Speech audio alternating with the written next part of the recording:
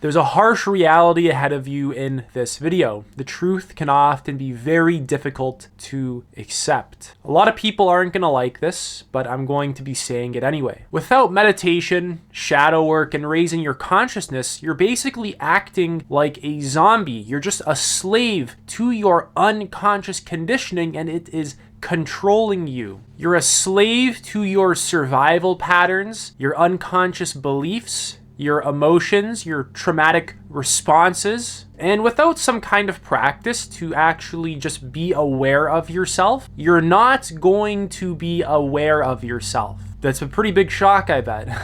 Now, I want to start going into some depth about this topic. Our minds are incredibly sneaky. Your mind isn't going to tell you that I'm stuck in survival patterns and trauma responses and I'm just stuck reacting. Your mind doesn't have like some alarm system that goes off when like this is the state of your life. Instead, your mind and your body just act it out. They just act it out in a mechanical way, and our mind likes to actually deny that or repress that. It doesn't really want to see that. Our mind just kind of perceives our day-to-day life as what's normal and just kind of goes on with it. It says that this is just what life is, this is just how life works, when it's not even close to that, and it just overlooks everything. And our minds will basically do this forever unless you develop radical self-honesty and you actually have some very deep integrity. It'll do this until you can begin to swallow some very brutal truths about yourself and human nature. It'll do this until you're actually willing to do some serious shadow work.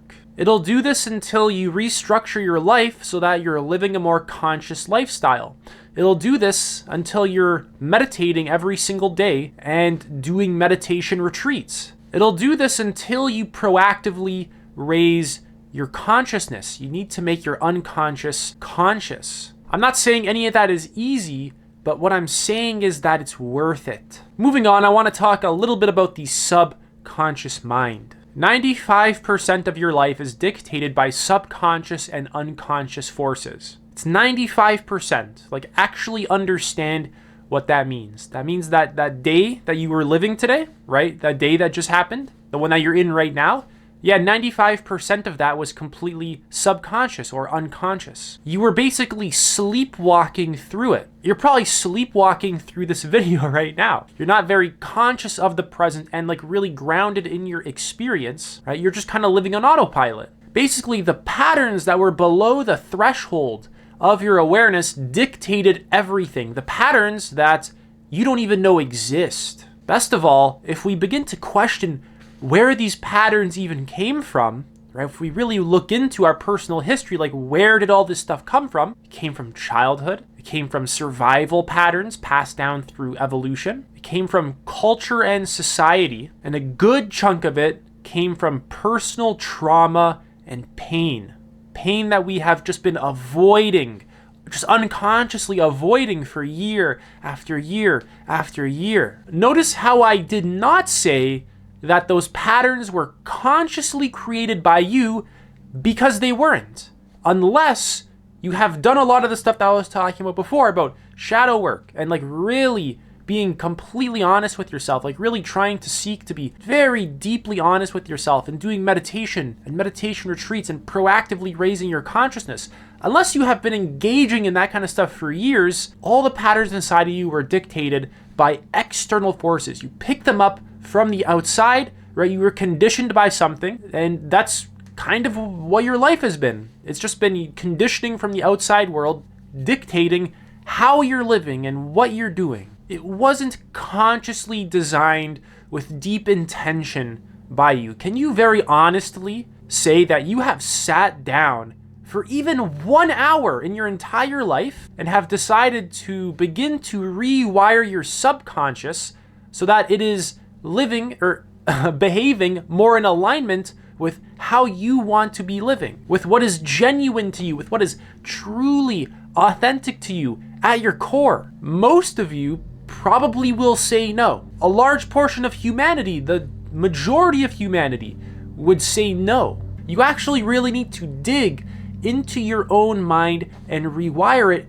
proactively. And I want to give you a little bit more of an understanding of how your mind was even formed in the first place. I want to talk to you a little bit about how you grew up. What was going on during that time? So a child's mind is not capable of consciously discerning what it will allow into its worldview.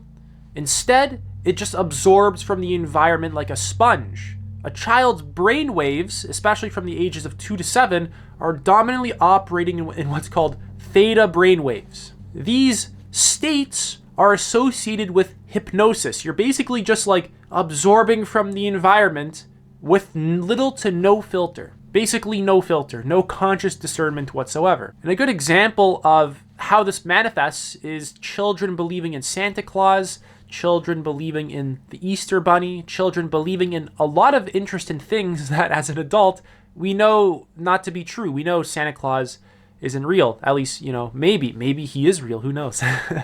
So children's minds are very easily conditioned with a lot of garbage. And what is that garbage? These are like political beliefs, religious beliefs, non-religious beliefs like atheism as well, scientific beliefs, basically dogma and ideology of any kind, right? Like I'm throwing in all dogma and ideology of any kind whatsoever. And all this garbage basically stays there, just like hypnotically enters the subconscious, and it stays there until the human being decides to actually clean it up later in life, which most people never do. In order to actually do that, you have to take radical responsibility for the mechanics and systems that are giving rise to your experience of really like your own psychology, of yourself, really, right? You actually have to take responsibility for the mechanics of your own psyche. And what option is there? What other option exists, right?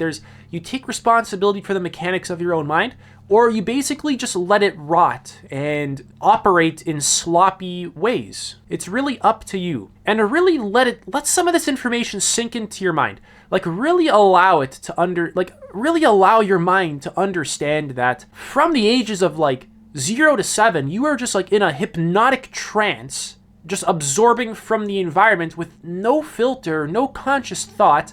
And even past that until like close to 12, like that was still like a very dominant experience for you. It was just like taking in, just so that you can survive in the environment that you're existing in. Really let it sink into you that 95% of your life isn't even consciously designed by you whatsoever. Like your relationship, your career, your health, your moment-to-moment experience of like how you're feeling and how you're thinking. A lot of this stuff is like totally unconscious. Like the majority of this stuff is radically just unconscious. So what are you gonna do? The choice is yours. You can take responsibility for the mechanics of your own mind, or you can just click on to another YouTube video and just go down the rabbit hole until you make it to the grave. That's it for this video. I'm offering one-to-one coaching. You can book a free call. Link is in the description. Take it easy.